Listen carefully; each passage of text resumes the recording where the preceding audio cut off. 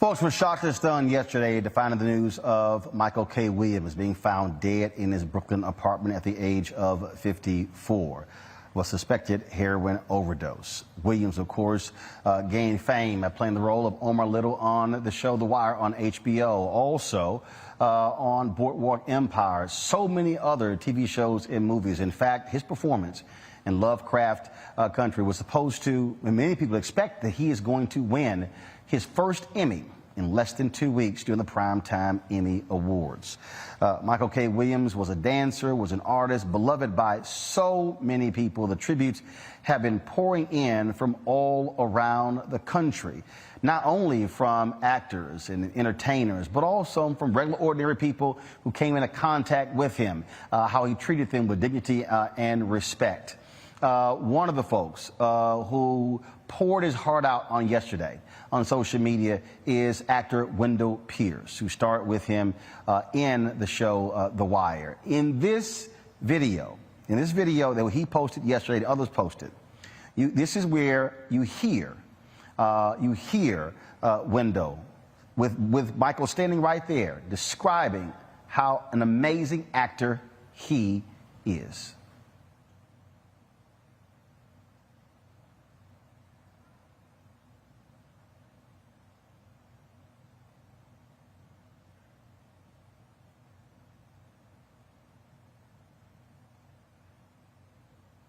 All right, folks, let me know when we actually have that interview ready, because it really was a powerful interview. Let me go to quickly to Michael Collier.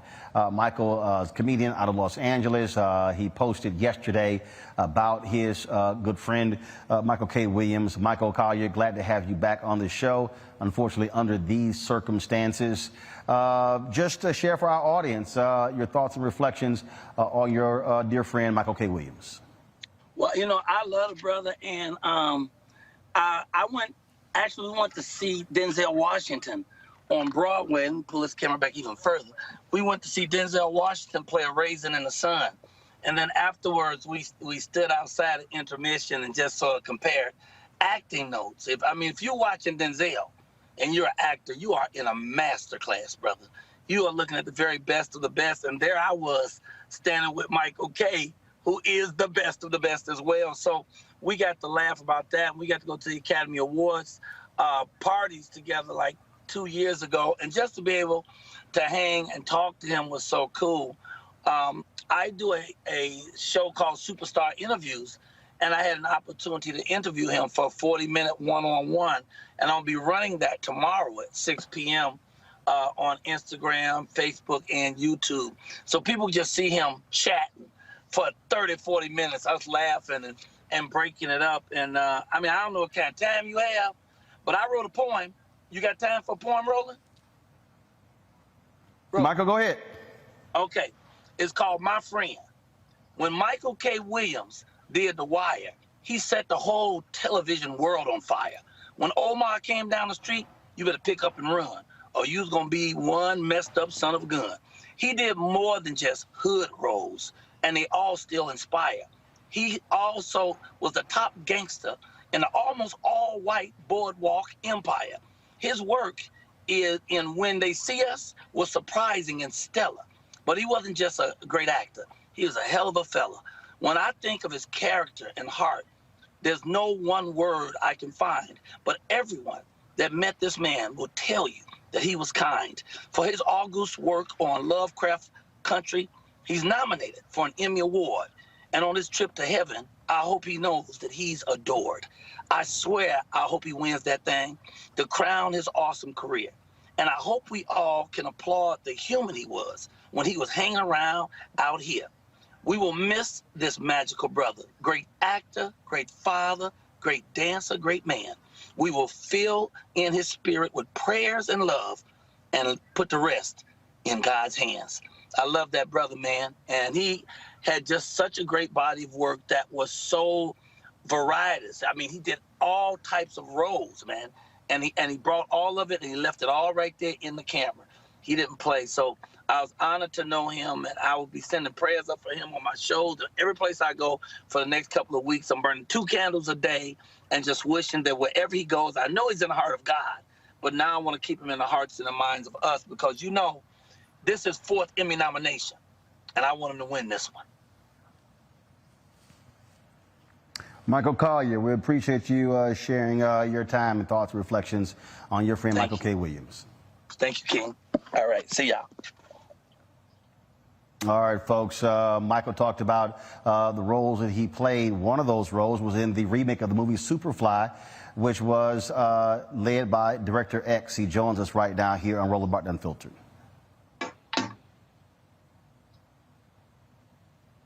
How you doing, bro? Director X, glad to have you with us, unfortunately, in this circumstance. I had an opportunity to chat with you on the red carpet when we were in Miami for the American Black Film Festival. The role that Michael played was that of a drug dealer, but also as a mentor as well. Describe for us what was it like to work with him, to direct him, to interact with him.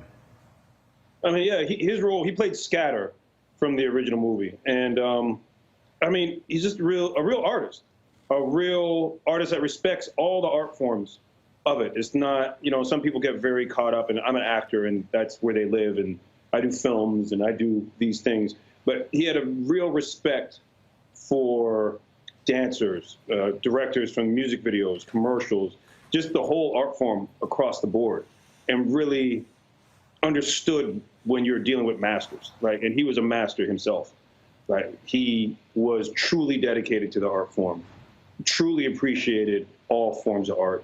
And, you know, on set together, we build a lot in between shots and just kind of vibe. And just a good brother on his own, you know? And then as well, what he did in the community, I mean, it's a real loss. Very few people use their fame the way he did. And again, artistically, was so sound when it came to the craft. He openly talked about the battles that he had with the demons of drugs. He gave an interview where he said that when he was doing The Wire, he did not want to get found out being in the tabloids. You look at several roles that he played, drugs were involved. But this was something that he was constantly fighting with bouts of sobriety. Can you talk about, again, here's this enormously talented actor who's battling substance abuse, and when he died, when I got the news yesterday, the person who I first thought of, another amazing actor, Philip Seymour Hoffman, who died at the age of 47 of an overdose. And so this was not just a personal battle for him. He was open and sharing it with people about what he was fighting against. Yeah, look, I never had a conversation with him about these things. And for me, I mean, which shows you the other side. It's cool, solid brother, you know, work together, see him out, have a vibe, run a joke, you know, and had no idea that this is what was going on. But look, there's something about being a performer and really being an actor. This is not easy. They make it look easy, right? So people are like, oh, that's just acting. No, that's not just acting. It takes real dedication to the craft, real talent and skill to become this good, to become other people. And diving into those roles and representing such vastly different characters as your profession requires you to go some places. And some people are just, they're more open to that. Again, I can't speak to what was going on with him. We never had a conversation like that. But like you said, Philip Seymour Hoffman, all these great actors, they've had these struggles, because I really believe there's a part of this that just it's an art form like no other. None other requires you to become someone else that you can believe. Everything else, all the other art forms are being yourself as much as you can. And this one just requires a different kind of depth, and everyone having their own methods of what they got to do to reach that place as a performer. And like I said, this guy really is about his life. Michael's really about this craft. So I don't know. I can only look from the outside. But I have, and I mean, and we haven't even talked about what fame means, walking outside, especially being so iconic, having people really put that on you. These are not normal experiences for the average person. So for us, trying to understand it is we just can't. We're not in those shoes. You know what I mean? But we try and understand. Here's a clip of Michael on the Tamron Hall show talking about his fight against addiction. Well before you use the drug or alcohol again, the pieces start to fall apart well before the relapse. What do you mean by that? With Wood, we see a perfect example of that. A lot of people often think that when a person puts down the drug or the alcohol, that all the problems go away. That couldn't be further from the truth. Drugs and alcohol are not the problems. They're merely symptoms of the problem. And once those things go away, the real work begins. Working on all the character defects, the moral compass, the skewed moral compass. Those are things that need to be addressed. Those are the reasons why we got high in the first place, and our inability to deal with life on life's terms. Yeah. So for me, for instance, when The Wire was coming to an end, I had no legs to stand on. I had stopped doing the work on myself, the shutting down the inner critic in my head. And, I went from being a shy, dark-skinned kid in the hood who was corny to all of a sudden, everyone is just, yo, man, I love you. Right. And I was like, the only small problem was they were calling me Omar and not Michael.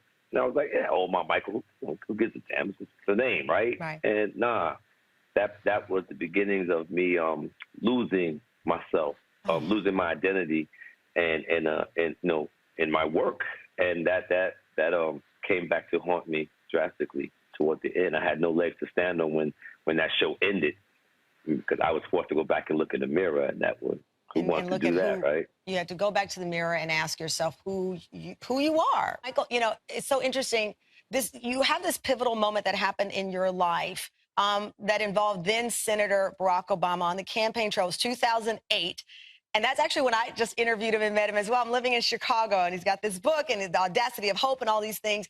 And you said that I just didn't feel worthy of meeting this man. You're in the room. You're there for a reason, but you didn't feel worthy. Why?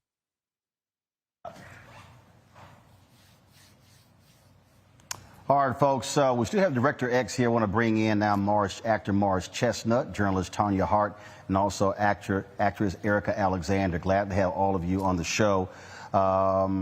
Morris, you starred in a movie alongside Michael K. Williams. We've heard from so many people, and they all describe a brilliant craftsman, someone who had a true appreciation for the craft of acting.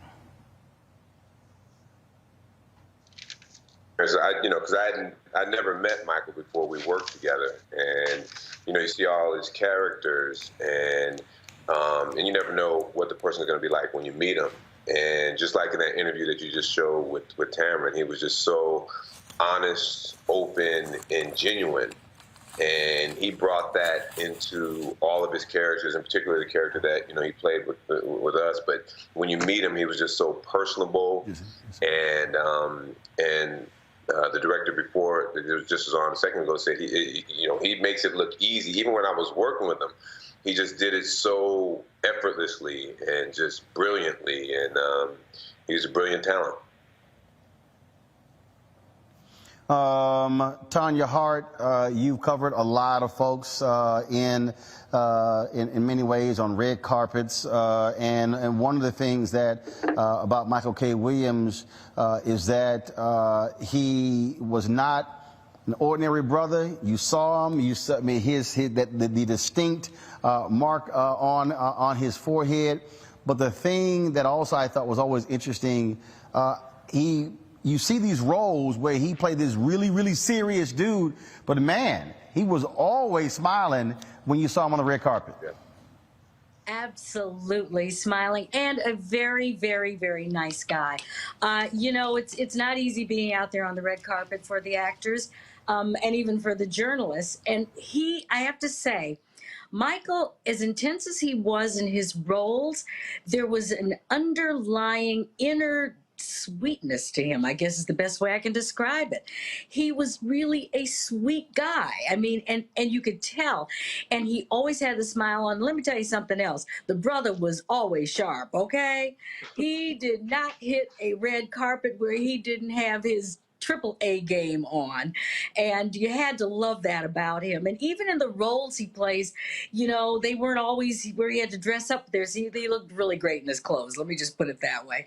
So, but there was a sweetness about him. Also, I'd like to say that, you know, people haven't really talked about some of the things that he did when he wasn't on camera. He worked with children. You know, he had a very special organization that he worked with, and I wanted to make sure I got the name of that right, and I have it right here someplace. I think it's Making Kids Win. And that was very, very important to him. So I just think that the other thing is, by the way, it's 5 Emmy nominations with the one coming up on Sunday, the 19th of September. I do believe that he is going to win this. I think it's just his turn. We all know here in Hollywood how some of these things work. And after 5 nominations, and they were all great, it's his turn this year. So I'm kind of betting that he will win this. The sad part is that it will be posthumous. So I don't know. We've lost a great talent. There's one other thing I want to say that I think is very important. We've lost a lot of people to drugs all of a sudden. And there's a thing out there now called fentanyl that apparently is going into a lot of the drugs that people were using recreationally. I would just like to say to everybody, just don't do it. It's not worth your life. It's not worth leaving this planet because somebody gave you a bad batch of whatever it was. So I'm just hoping that people won't do it. And the other thing I'd like to say about that is, with Michael, as well as many other people, his drug addiction started when he was a teenager. And I think we don't understand how hard it is to get rid of an addiction when you started at that age. And I think that we need to start embracing our young people and making sure that they get the help they need when they need it, so we can prevent these kinds of things from happening. Because we love this man. We will miss him forever. I'm going to go back to, Alexander, hold tight 1 second. I'm going to go Morris and Director X. Morris, one of the things that's interesting, Michael was not the leading man, but damn, he sure stole a lot of scenes. Excuse me, yeah, without a doubt. I mean, he, you know, it was not only just his talent, but, you know, like he said, he does it so effortlessly in his roles. What he brings to those characters, he's able to steal some scenes. The brother was just masterfully, brilliantly talented, and he was such a unique talent. Like you say, you know, he had the scar on his face, and just his overall talent, you just couldn't help but be drawn into him and just watch him. He was just interesting. And to me, when you watch him, he would, like I say, it's him being genuine. He's bringing these characters to life. It goes far beyond just the scar. He was just such an interesting, unique talent. Director X, I take it, first of all, again, Trevor Jackson, he was the lead in your remake of Superfly, but sort of like, you know, their roles in the movie, it was Michael K. Williams who was playing the mentor to essentially the mentee. Oh, completely, yeah. And look, we wanted someone we wanted someone to play that role that when they came on screen, the audience said, "Yo, him." You know what I mean? And Michael, that he had that power. You're like, yo, people got excited to see him. He's really iconic. And to put those two together, and actually, again, when I think back to Superfly, I don't think so much about, I mean, they did great performances, without a doubt. But I remember there were conversations off camera, in between shots, the things they would talk about, or we would talk about. But I remember, like, when we did them talking in the car, and they hear their conversations, because they're just in there, and I have the comm on. So I hear them, right? And again, he's just a cool brother, man. and just giving him a vibe about the game, right? There's definitely some OG kind of talk on what he's dealing with and where to go, and it was great to hear that conversation with it. He's great, man, and even just to hear him talk now, and in that last interview, and what the message the fact that he was so open about what he was going through before he passed, and the attention that this can now give, and really, there's going to be some lives saved because they're going to hear what he has to say about this. So it's even in passing, he continues to do good work for the community. Erica Alexander, I want to bring you in. You posted this on Instagram. You said, he was wonderful, sensitive, kind, wicked, funny, and gracious. We got on really well. The outdoors suited him, and he marveled at it. But then things changed, and his time there ended abruptly. No words were said, just gone. It was when y'all met at Sundance. And you just talked about I love this here. You said, I knew he was not a cookie cutter cutout. No, he wasn't. Michael was unique, and he was a shapeshifter. We met at Sundance and got on immediately. I'm obviously just a very curious individual. I was so happy to meet him. At the time, he had just done The Wire and had done a very fantastic job of it. But inside of that dynamic, we're in a natural setting. Many people who are city people are outside of, the buildings and all the things that can clutter your mind or the conversation. And we're just walking and talking and sleeping and having, communing inside of a very organic space. And he was wonderful. And he was just looking at everything with such wonder. It was like he was a child, and he wanted to drink out of the stream that was going down, and everybody was trying to convince him that it wasn't purified. He said, I just need to get a cup. I just need to get a cup and drink out of that, and, that type of thing. But I knew he had some issues there, and they ended up letting him go and asking him to leave because he wasn't making his calls. Obviously, it's not the first time that an actor could do that, and there could be many reasons why. Just over the years, I found out that the things that were complicating his career in that way. And he wouldn't let that on. It was not like you knew it. He had so much natural talent, and he was so remarkable. He had devastating looks. He had a vulnerability and charisma and a power in his performances that is unmatched, because all he had to do was show up. He didn't have to do much of anything. He was in his DNA. The fact that he was able to, I think, fight against being typecast, because people see dark skin and they see that sort of smoldering look, and they wanted to just always put him in the villain and or the dark roles. But he was pure light, and that's how I'll always remember him. And I was glad we had that time together. Of course, we knew each other over the years. But to me, that first meeting with him in that space was his more natural space, and I'm glad I got to meet him there. Morris, final comment from you before I let you go. Then I'm going to go to Director X here. Last year, when some video came out and Chadwick Boseman had lost a lot of weight, he and I had texted back and forth. And this is what he said: as an artist and a human, I share my feelings with you, but in the public realm, I can't explain myself. That takes away from the art and the way of the artist. I would rather be misunderstood than go explaining away the reasons for my actions. You will see it on the screen. There's just a certain code that you live by when you do this for real. People don't understand our craft or our way of life. Both things feed each other.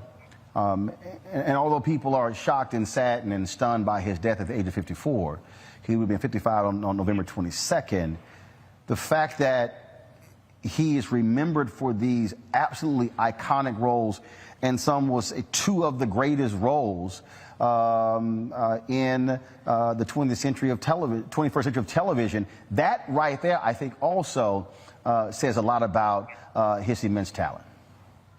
Without a doubt. You know, it's hard for people think, of course, they think acting's easy, but it's hard to have one iconic role, you know, and he's had, I think he's had several, more. I think he's had about 3 or 4 at least.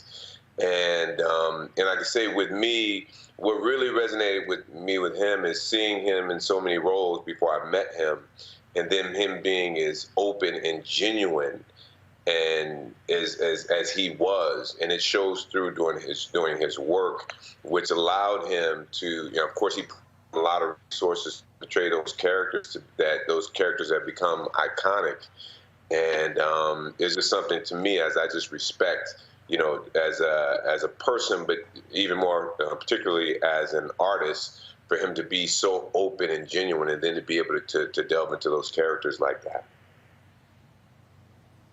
Actor Morris Chestnut, always appreciate it, my brother. Thanks a lot for joining us. Appreciate you. Appreciate you. Thanks, Roland. Director X, your final comment. Man, there's a real sadness around this. This is our loss, but I do trust in God, and I do know that the spirit lives past the body. So his spirit is still with us, and in God's divine timing and understanding, this is what is meant to be. And like I said, whether it's saving a life, someone understanding about drug abuse, and whichever road that the things that he has said and that we're now bringing to the forefront, and the amount of people that reaches. Again, I can't speak on the Most High and why he does his things, but I trust in God. And like I said, the spirit lives on. So I take some solace in that. Director X, we surely appreciate it. Thanks a lot for sharing your thoughts in this celebration of the life and legacy of Michael K. Williams. Peace, brother. Thanks for having me. Eric and Tanya, hold tight 1 second. As I said earlier, I was Wendell Pierce, who starred in The Wire with Michael K. Williams, placed an extraordinary number of tweets on social media about their relationship. I did catch up with Wendell. Wendell was actually, he's actually in Greece, and he's actually shooting there, was unable to join us. But this video here circulated a lot yesterday, and where he really encapsulated how amazing of an actor Michael K. Williams really was. You know, my real life and Omar's fictional life, but I had to, you know, I learned now how to separate the fictional world from my real life. But the line got a little gray because I was a little green in the early process of that. Well, he may say that he was green, but Michael has contributed 2 of the most iconic characters in the history of American television, with Omar and with Chalky White. What we are actually getting to witness in his young career, we're going to see a lot more, is like one of the great American actors, giving voice and giving flesh to characters that most people would have never given the same humanity to, of giving, opening a window to a world of men that we pass by or don't know about. It's one of the most innovative portrayals on television in our generation, and it was an honor for me to even share the screen with him. One of the greatest moments I've ever had in my career was the scenes that I did with Michael. He's a very special man, very special artist, and what art is to the community, thoughts are to the individual. It's the place where we reflect on who we are, and he has opened up a window of reflection to people who may pass people on the corner that they would have never given humanity to, that he has made people think twice and give humanity to these men.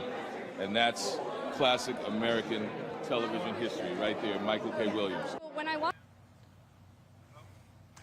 Lance Reddick, who also starred in The Wire, posted this video on social media remembering Michael K. Williams. Hi, everybody. I got off a long long international flight several hours ago. And I got to the airport, and my wife showed me the news that Michael K. Williams had passed.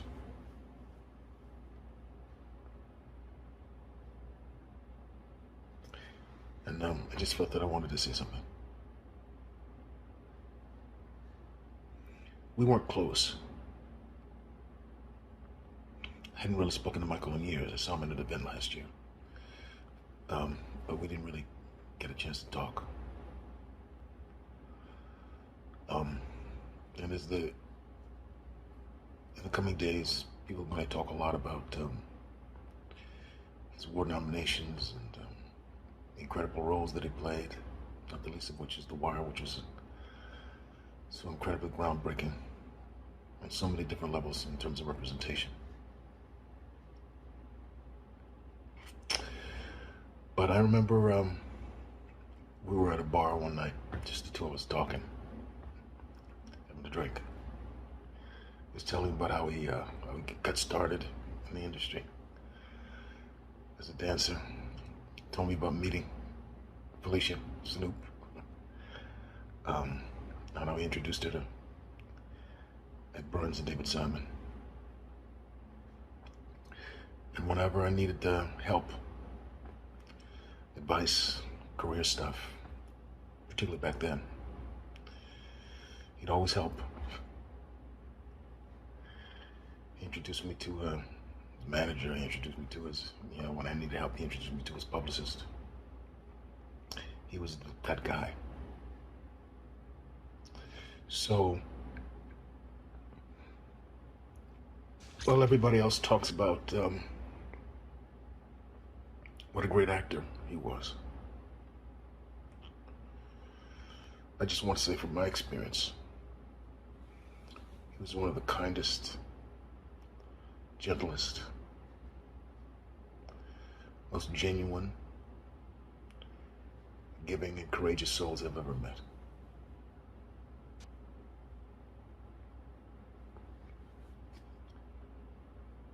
Rest in peace, my brother. Much love and respect.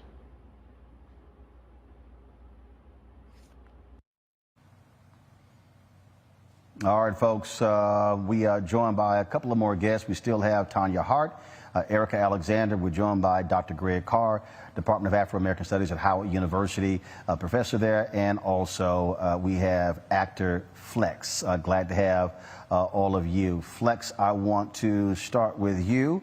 We've talked about his acting. You knew Michael from dancing. Yes. Before all of this, we go back to the club days. We were just backpack kids dancing in clubs in New York like the Sound Factory and the Tunnel and Choices and all these different clubs. And we would just dance, man, all night, just free. We no cares in the world, man. And as this video has surfaced, that was him. And he was always genuine, always greeted you with the beloved, how are you? He actually was very close with my older brother who also fought addiction. And I think they found a common ground in that and tried to help each other through NA at times. And it was a constant struggle. And I remember posting something about my brother. I was having a rough day thinking about him around the anniversary of his death. And he called me up. It was just like, yo, man, your brother was, he was no joke, yo. Your brother could dance. Your brother could boost. And boosting from New York means steal clothes. But that was him, man. He just out of the blue called me, and that lifted me up. And that's who he was. And this is tremendously hard, for everyone, I'm sure, but definitely for me because just coming up the way we did, and me being a dancer and transitioning into acting. And I remember seeing him on The Wire, and I'm just like, yo, he was just amazing, man, amazing. This is truly, truly, truly sad. Tanya Hart, earlier you were talking about Michael and his attitude. We crossed paths a few times. It was last year, though, at the 2020 ABF Honors in Los Angeles, where we actually got a chance to talk, got a chance to exchange numbers. And one of the things that was really interesting as we sort of had this mutual appreciation of one another, he kept talking about, man, I really like your spirit. I really like your spirit, your vibe. And he was very much to the point that Erica, and I want Erica to speak to this as well, he was very much about connecting with people that way. I meet a lot of entertainers, but the conversation with him was a different type of conversation, Tanya. Well, it was, and that's what I was trying to explain to people on the red carpet, which is where I met him often.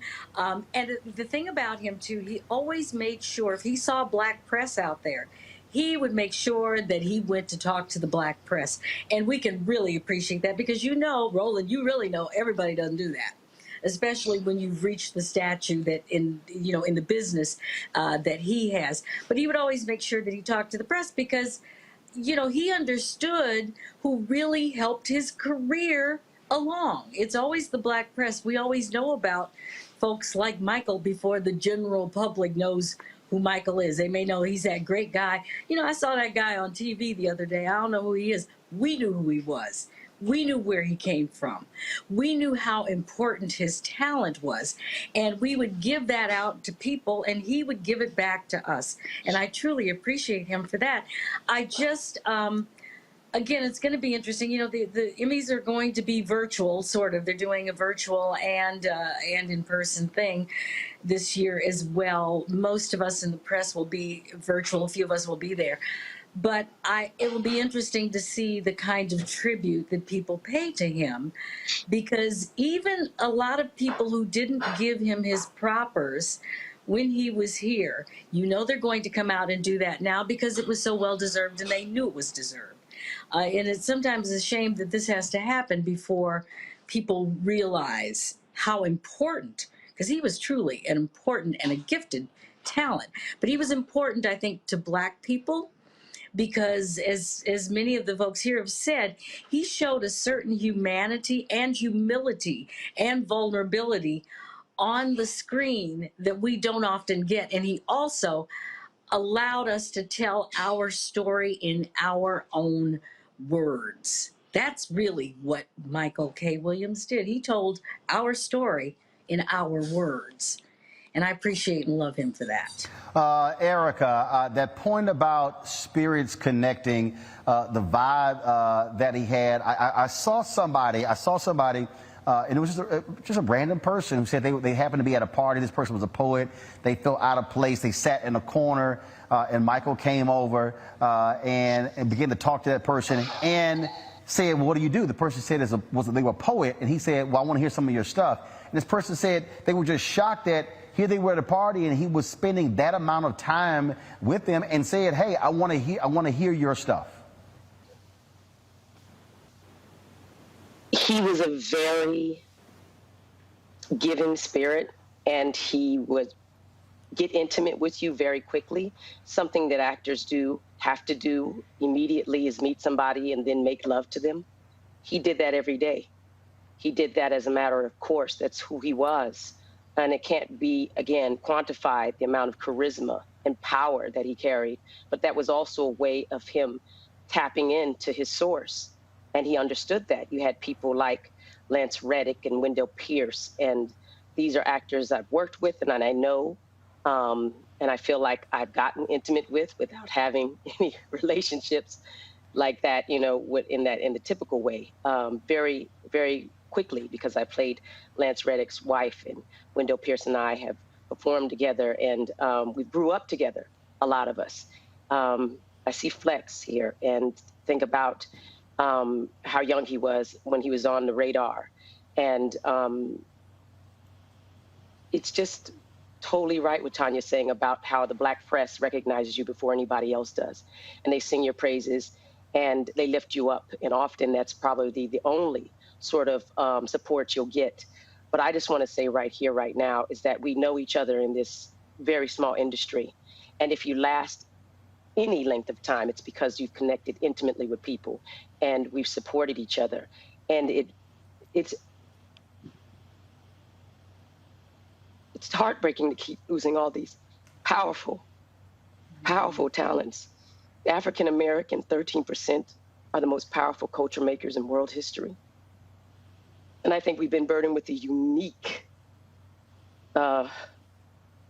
mission to teach us how to be human, whether it's through music, acting, through sports, through achievement. And we need help. I was speaking to the NAACP Hollywood Bureau. It's now run by Kyle Bowser.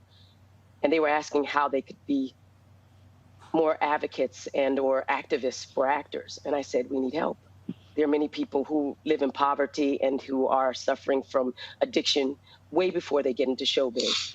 And showbiz can exacerbate those things. So we need to talk about that too. If his life means anything, it means talking about the things that made him successful and the thing that ultimately destroyed the length of his life.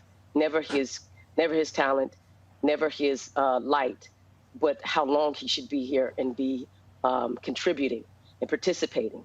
And this is something that is not about actors being, they often call us, oh, we're brats, we're this, we're overpaid. We're people. And again, often are carrying huge amounts of responsibility and accountability that people don't understand. And actors don't get those types of conversations around them. It's often musicians. So I just want to say right now that we need to talk about that. And there are people who come in with these addictions, as it was said earlier, and they need help making the transition to not only support their family and their career and the representation and all the things that come with it, but also to banish and exercise the things that can take them down. And we've had too many people go down, not to be very honest about where we are right now. It's a crisis thing. It's a crisis in our neighborhoods, our communities, in our homes, and it's a crisis on stage, screen, and every place else. Erica Alexander, Tanya Hart, I thank both of you for joining us. Flex, give us your final thoughts on your longtime friend and colleague, Michael K. Williams. He definitely was an inspiration. I just think, to echo what Erica said, we have to check on each other. We have to, I've seen it up close. I've seen addiction up close between my brother, like I said, whom he was friends with, my brother Dwayne, between my mom with a cocaine addiction and another brother with crack addiction. Thankfully, they beat it, but, we got to check on each other. And in this business and what we do, I think sometimes we get more caught up in what people think about us as opposed to being thought of. And he was just a generous guy in that way. And I loved him, man. And I tell you, I was out of town this last weekend, and he was on my mind to just reach out to, but you go through life and you're busy, and I'm just like, oh, he's probably too busy, and I regret that I didn't. But I tell you one thing, his impact will last forever, and I'm just thankful that the Infinite Creator just allowed me to have whatever time that I had with him, and that he was able to share his gift with the world. So, my heart goes out to his son and to his mom, who's 93 and still going, and all of his supporters and friends. Flex, always a pleasure, man. I appreciate it. Thanks a lot. Thank you, brother. Folks, in a moment, we're going to be joined by Fat Joe as well as Freeway Ricky Ross, who Michael K. Williams portrayed in the movie Kill the Messenger. Before we go to them, Dr. Greg Carr, put this in perspective. One of the things that I heard people talk about was Michael K. Williams brought to the screen the portrayal of black men who are often ignored, who are often forgotten, and he brought a sense of humanity to the screen. And so put his career in historical terms, put it in contemporary terms, in terms of what he meant in this era of Hollywood, but specifically Black Hollywood. Well, brother, something Eric Alexander said very importantly, and everyone has said it, but speaking to his spirit, his ethos, even as I sit here, as we sit here and look at you there in a building that was very much frequented by our frat brother W.B. Du Bois when he was an undergraduate student at Fisk, Du Bois, who knew many of the women and men, and that portrait of the Jubilee Singers behind you. We remember in 1903, W.B. Du Bois in his book, The Souls of Black Folk, talked about this double consciousness. If you're black in America, you not only see through the eyes of black people, you also are forced to see yourself through the eyes of white people looking at you. And Michael Williams, man, and this is from somebody who was a theater major right down the street from where you are at Tennessee State. So, trained on the stage, looking at someone who was a trained performer, as we know, as a dancer, choreographer, but then who entered the representation of black figures without that kind of theater background or deep background, who in fact came into his first movie role because Tupac Shakur was looking through still photographs and said, hey, this guy looks thugged out enough to play my little brother. Go find him. And that's what got him that first role in the film Bullet in the mid-90s. This was a man who exuded our complex humanity. In an interview he gave with the Guardian newspaper a few years ago, he said, I use my job. Notice how he calls it a job. I use my job to engage and to extract empathy and compassion for people who are often stereotyped and might otherwise be ostracized. Michael K. Williams, his mother 93, my own mother's 93, just turned 93 yesterday, in fact, but his mama came from the Bahamas. And so he said, growing up, the youngest of 10 children, I knew what it was like to celebrate getting a green card. That work ethic is there. When he was 12 or 13, his father left the household and moved south. And from 13 till he got that scar on his face in a fight in Queens on his 25th birthday from somebody who pulled a razor blade out and slashed him across the face, Michael K. Williams is trying to navigate the streets of New York in a way that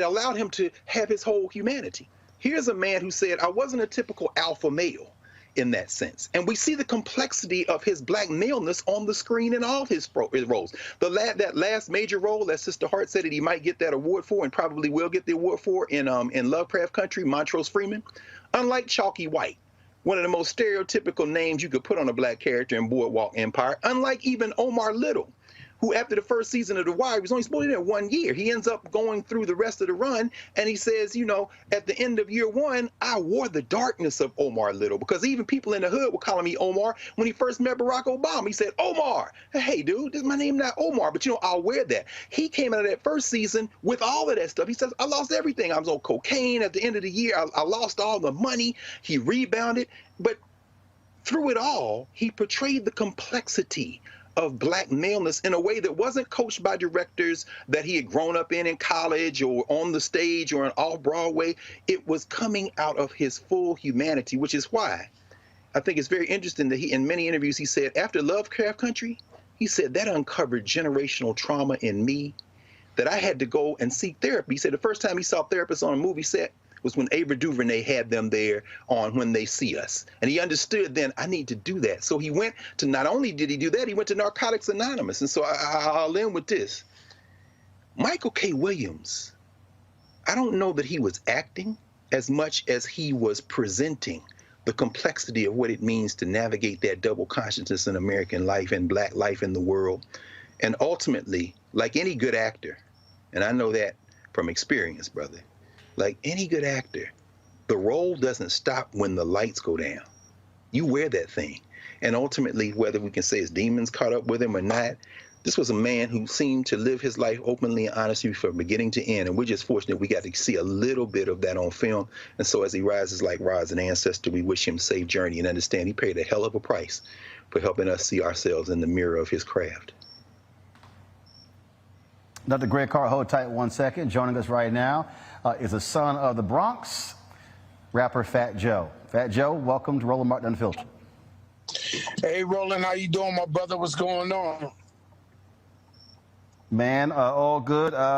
Always wanted you on the show. I hated it had to be under these circumstances. You're from the Bronx. Michael K. Williams was from Brooklyn, but both of you had New York City in your blood veins. Man, special guy, man, a real special guy. Cared about the community, cared about the people in the community. Every time I talked to him, he was talking to me about his organization and his charity work. As an actor, like the gentleman just before me said, he was brilliant.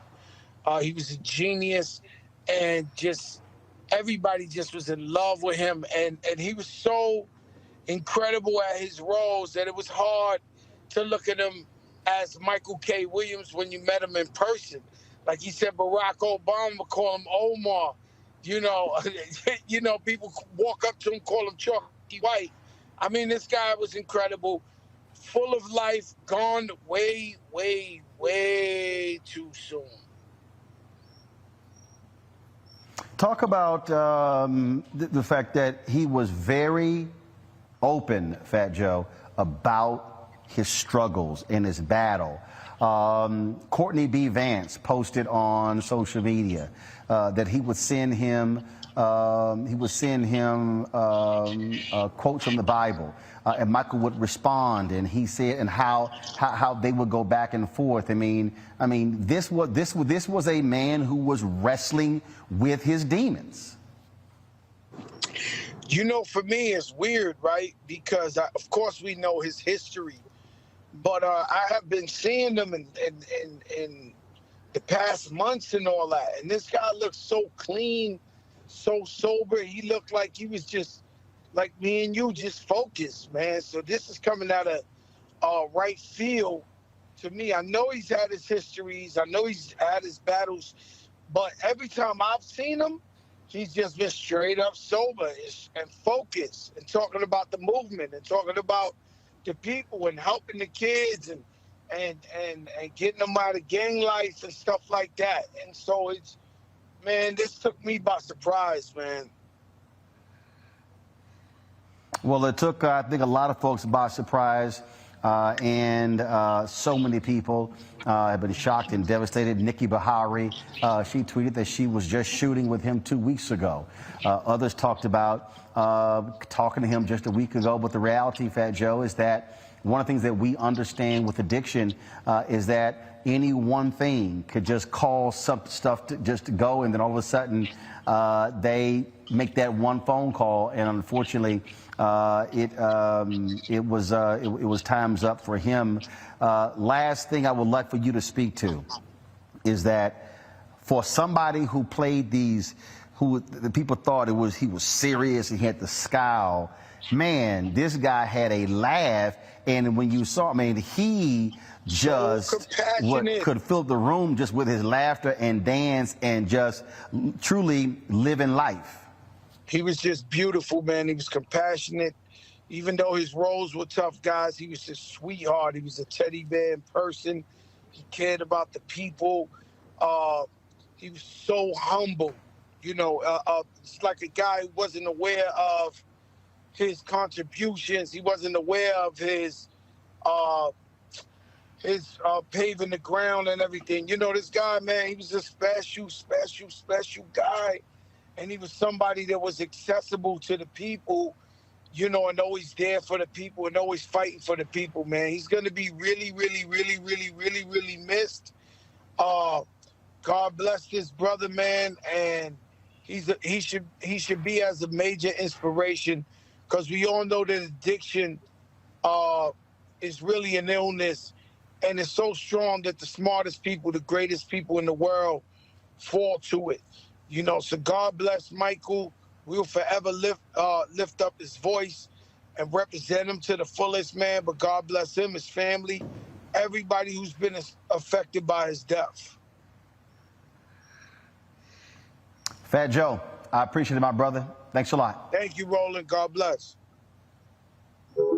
Yes, sir. Jasmine Koenig, who is a journalist out of Los Angeles, she tweeted this a couple of hours ago. She asked me to share this with you. Compton Council member Michelle Chambers and sister of actor Michael K. Williams released the following statement on the death of her brother. Our family has been shaken to the core of the loss of our Mike. Thank you to everyone who contacted us, flooded us with love, and more importantly, prayers. I will miss my brother, my best friend and birthday partner in this realm, but I know he will continue to watch over me and our family in heaven as he did on earth. As I said, when you look at the various tributes that have been pouring in, one of his dear friends, actress Tasha Smith, also director, she has been just posting a number of different things. They were extremely close. She and I had an opportunity to chat via text on yesterday. You see that about 6 different posts that she posted. The first one, words cannot express the pain I feel in my heart. We laughed, we cried, we prayed, love you forever, my friend. Then she said that she had another one, no one made me laugh harder than Michael, I'm numb. We loved listening and dancing. And so you have all of, then she also posted another one. You gave us all so much love, wisdom, and support. My confident friend, prayer partner, fellow artists, you loved hard and lived courageously. You encouraged me and inspired me. You will live in my heart and our hearts forever. I miss you so much. I can't process this.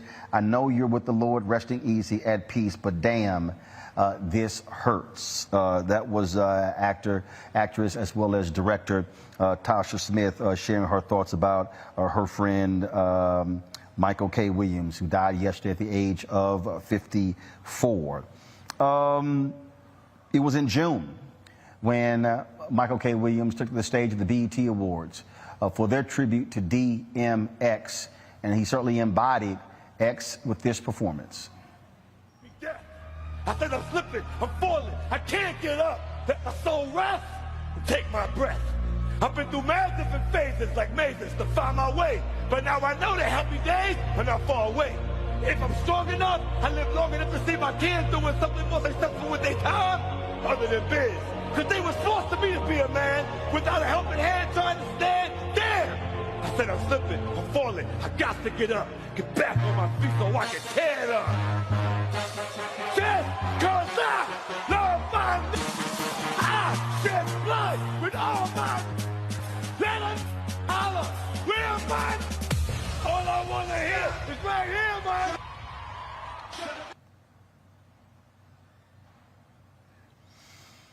Also, folks, there was another video that we saw where Michael K. Williams talked about separating real life from what he portrays on the big or the small screen.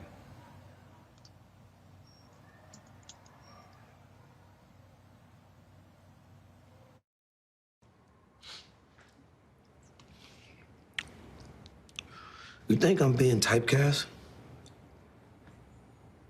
I don't know. Think this cat is typecast? Actually, I want to do this here. So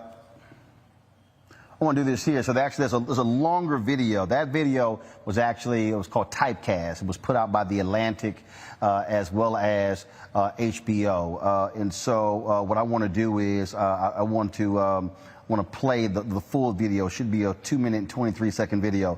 So if y'all have that video ready, now go ahead and play it.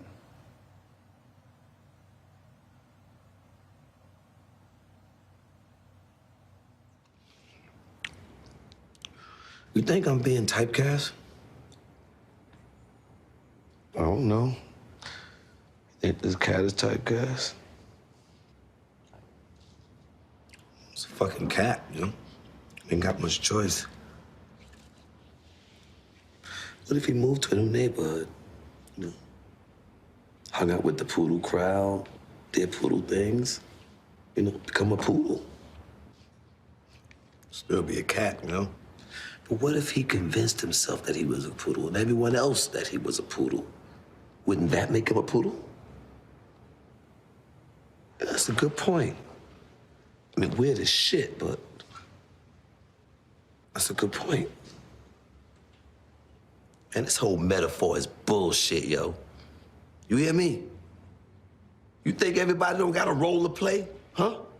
You think a white boy could have played Omar? You think you could play a president?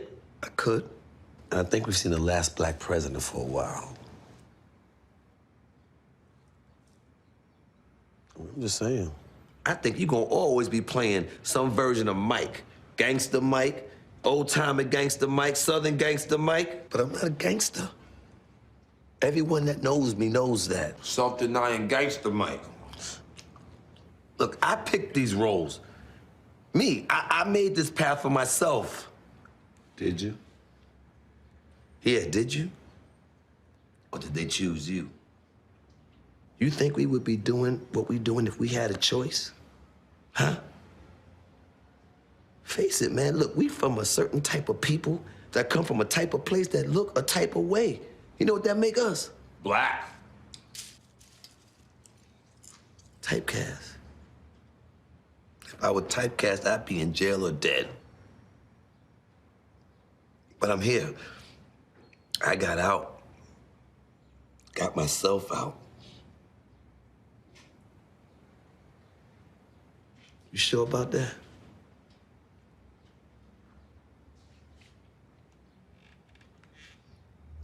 Yeah.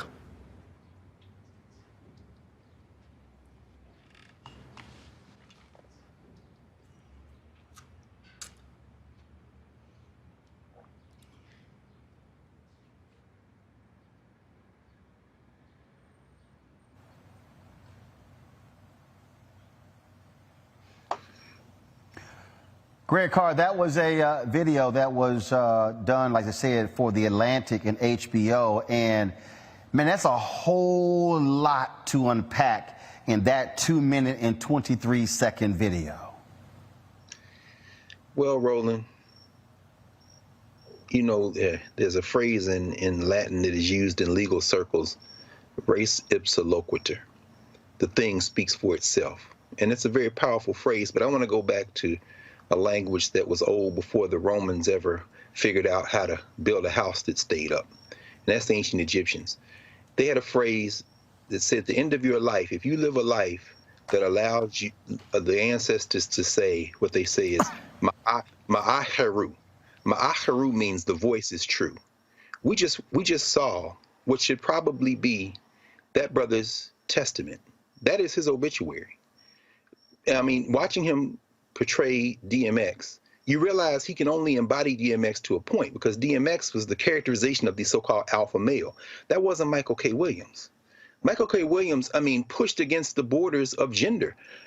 Think about his role in Omar. Again, a role that was only supposed to last one season, but he overflowed the boundaries of expectations. He could not be stereotyped. So he ends up playing a character who is gay, but who also eschews money. Remember, he burns the money in the stash rather than he just signaling out to these cats and Omar in the street. In other words, who really wants to exact revenge because he loses his male lover, and then when he's in a position to kill Brother Muzan, the Nation of Islam cat, he's got a code. He said, "Well, you didn't do it. I'm not going to kill you." The whole point is that even in the Montrose character there in Lovecraft Country, again, overflows the boundaries of gender. And he talks about growing up, I wasn't that alpha male. What we see in that representation there is the full arc of Michael K. Williams. He's having a conversation with himself, and what he's saying is, they wanted to stereotype me. A lot of people may not know, you know this, you know, you probably already know it.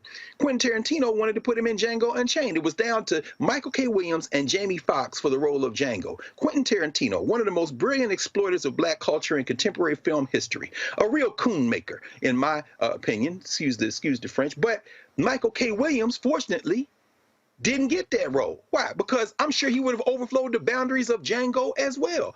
And I'm saying all that to say that even as there were attempts to stereotype him, up to and including, I don't know if you, some of y'all may not be familiar with the series that's on Vice, Black Market. You know, Michael Williams gave an interview where he said, you know, I was filming this, we're talking about the role of addiction in our communities, what happens in our communities, and we saw him parenthetically there in Harlem. I've been on that street corner many times, crossing the street, talking to somebody. You see just regular black people, red, black, and green flags. This man is connected. He said, after we wrapped the segment I was filming, a brother came up to me and said, "Yo, Omar, take me with you, man. Don't leave me here." And Michael K. Williams said, in listening to that brother, I wanted to help him, but there was nothing I could do in that moment. And within a few months, both he and his grandmother had died. But when we see that characterization right there, you sure about that? And you see his tears well up in his eyes. That wasn't acting, brother. And this thing that overpowers so many of us in this life looks like it came up and overpowered Michael K. Williams. But I tell you what, we all got to go that way. And in going that way, we can always look at this brother and say, in that 2 minute plus a few seconds clip, he embodied what it means to try to navigate this very strange thing, as Du Bois said, this curious thing of being black in a place that rejects you because you are black. He never let it define him. He overflowed all those boundaries, brother. That was a remarkable clip. Thank you for showing it to all of us, brother. Folks, in the movie Kill the Messenger, it portrays the story of Gary Webb, the reporter for the San Jose Mercury News, who broke the news of the CIA's involvement in the spread of crack cocaine across the United States. Michael K. Williams played Freeway Ricky Ross in that film. Joining us right now is the real-life Freeway Ricky Ross. Ricky, glad to have you in Roland Martin Unfiltered. Glad to be here. Share your thoughts with us about the loss of Michael K. Williams, reportedly to a drug overdose, him playing you in Kill the Messenger, a movie where, frankly, drugs is intertwined throughout that story. You know, when I first met Michael, we had a meeting about him playing that role, and I was against it at first. I felt that producers and directors of the movie should not be doing a movie without me, that again, they were taking my story, my name, and using it, but not including me. And I told Michael that. And me and him, we sat down and we talked, and he told me that one of the reasons that he wanted to include me in it because he wanted to show the true story of what was going on in my life and in the story. So we sat down for a couple days and we talked and you know, finally I called him and I said, you know what, Michael, you got my blessings on the road. He also explained to me how the way they wanted him to portray me was not who I am. And not only did he go back to the producers and the directors to fight to get me to be a part of the piece, but he also felt that the role needed to be changed. We talked about that several times, about how he wanted the role changed and how he wanted to portray my character. They did change a few things, but they still wanted to portray me in a certain light. Which was, you know, it came. What does that say about him as an actor? That him playing your role in selling drugs on the West Coast, but how he wanted, he still wanted the humanity of you to still come through in this film. Well, he respected me. You know, he showed me great respect. I mean, you know, my name has been used and my story has been used in so many different pieces throughout Hollywood, and very few have contacted me at all to get my opinion or my consent or anything. So for him to reach out to me and let me know that that he had won the role and that he wanted me to give him my blessings, it meant a lot to me.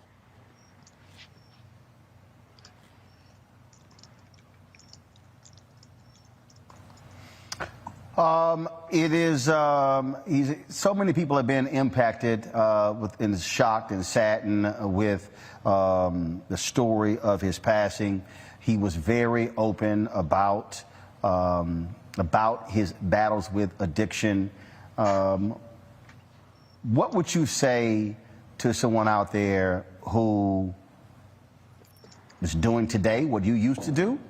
Someone who is having to confront the same inner demons that Michael K. Williams had to deal with for so many years in his life, dealing with drug addiction. What would you say to them? Well, you know, wow. And I had quite of an experience with not only selling drugs, but as well as addiction. You know, my brothers, I've had aunties and uncles and cousins as well being addicted to drugs. And it's not an easy feat. You know, it's something that we all wrestle with addiction of some form of another. Me, myself, my addiction turned out to be selling drugs. You know, I fell in love with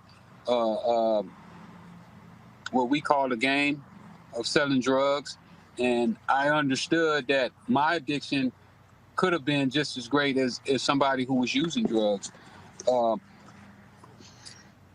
we have to really, you know, look down in our souls and in our spirits to ask ourselves, is it worth us making our life a little better at the expense of somebody else's? And that's really the way that I was able to kick my addiction, because I understood that, yeah, my family lived a better life, but there were so many others, hundreds and thousands of others, who had to suffer for me to have that better life. Freeway Ricky Ross, we certainly appreciate you joining us to share your thoughts and reflection on the life, legacy, and the passing of actor Michael K. Williams. And I thank you for having me on to let me share in my short story. You know, me and him, we had a short time together. You know, I can't say we were necessarily friends, but we were definitely acquaintance. We did a couple premieres together for the movie, and every time, you know, it was always brotherly love, and I did have a lot of respect for the brother, and I was hoping that for my movie that we're working on right now, that he had a shot at playing that role, and I know that he wanted to play that role because he wanted to really show my character in the true light that I really lived in, and that I continue to live in today. And I think the brother will be greatly missed. We lost another great one, and I send my condolences to his family. Ricky Ross, we appreciate it, man. Thanks a lot. Thank you. Of course, I want to read, this is the tweet that actor Courtney B. Vance, I referenced it earlier, sent out today, actually yesterday, and this is what it says. Michael worked hard in his work and throughout his life. He shared with us all how hard he tried to achieve sustained sobriety. I know Michael, the man, would want his life to serve as an important teachable lesson for anyone who is in the midst of the very real struggle against addiction. As difficult as this moment is for us all, Michael has found peace. He was a giant of a man. Only my faith sustains me in times like these, and Michael loved the Lord. I sent him our scriptures every day, and he responded every day, Jesus. Michael, you will always be remembered by so many for your gifts as an actor, but even more importantly, you will be remembered for being an amazing, kind man. I love you, my brother. Rest in peace. Actor Courtney B. Vance. Folks, we're going to close out this tribute, if you will, to actor Michael K. Williams, as I said, who died yesterday at the age of 54. His body was found at his dining room table at his apartment in Brooklyn, with him reciting a poem. And we'll end the show on this note. And we appreciate all of you and everyone who joined us today for sharing their thoughts and reflections on the loss of actor Michael K. Williams, again dead at the age of 54. I'll see you tomorrow here at Fisk University on Roland Unfiltered and the Black Star Network. I don't know who wrote this, but I thought I would share it with y'all. We fell asleep in one world and woke up in another. Suddenly, Disney is out of magic, Paris is no longer romantic, New York doesn't stand up anymore, the Chinese wall is no longer a fortress, and Mecca is empty. Hugs and kisses suddenly become weapons, and not visiting parents and friends becomes an act of love. Suddenly, we realize that power, beauty, and money are worthless and can't get us the very thing we're fighting for, oxygen. The world continues its life, and it's beautiful. It only puts humans in cages. I think it's sending us a message. we are not necessary. The air, earth, water, and sky without us are just fine. When we come back, remember that we are guests and not its masters.